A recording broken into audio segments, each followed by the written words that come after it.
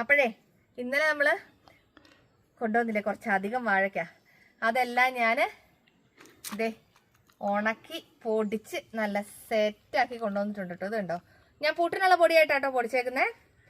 നല്ല രസം കേട്ടോ പുട്ടുണ്ടാക്കിയാൽ. പിന്നില്ലേ ഉഴുന്ന് കൂട്ടിയിട്ട് ദോശ ആക്കിയാലും പുട്ടിന്റെ പൊടി ആയതുകൊണ്ട് നല്ല ക്രിസ്പി ആയിട്ടുള്ള ദോശ കിട്ടും കേട്ടോ.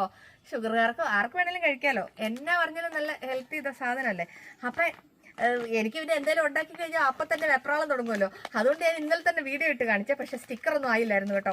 അങ്ങനെ ഇന്ന് ഞാൻ അവിടെ അടികൂടി ബഹളം ഉണ്ടാക്കി പെട്ടെന്ന് സ്റ്റിക്കറൊക്കെ സെറ്റ് ചെയ്തിട്ടുണ്ട് കേട്ടോ. ഇതുണ്ടോ, ഇത് ഈ 2 സാധനം നമ്മൾ കൊടുക്കുന്നത്. ഇത് നമ്മുടെ 1 kg, ഇത് നമ്മുടെ ½ kg ആണ് കേട്ടോ. എൻ്റെ ഫോട്ടോ ഒക്കെ വെച്ചിട്ടാണ് സ്റ്റിക്കർ. നമ്മുടെ ഏത്തക്കയുടെ പുട്ടുപൊടി കേട്ടോ. ഈ പുട്ടുപൊടി ഒന്ന് നോക്കിയാൽ എന്നാ രസം അറിയാമോ. നമുക്ക് ഇതുണ്ടോ, നമുക്ക് ഒരു മീലായിട്ട് തന്നെ കഴിക്കാം കേട്ടോ. അടിപൊളിയാണ്. ഞാൻ അതിൻ്റെ അകത്ത് ആദ്യം പ്രാവശ്യം നമ്മൾ ഉണ്ടാക്കിയപ്പം അതിൻ്റെ ആ ഉള്ളിലത്തെ അരിയില്ലേ മറ്റേ ബ്ലാക്ക് കളറ്, അപ്പോൾ ഇപ്രാവശ്യം ഞാൻ അതൊക്കെ മാറ്റിയിട്ടുണ്ട്. അങ്ങനെ നല്ല സെറ്റ് ചെയ്തെടുത്താ കേട്ടോ. കണ്ടോ, എനിക്കാണ് ഇങ്ങനത്തെ ഇതിൽ ഉണ്ടാക്കിയപ്പോൾ ഭയങ്കര സന്തോഷമാണ്. നിങ്ങളെ കാണിച്ചില്ലെങ്കിൽ ഒരു സമാധാനമില്ല.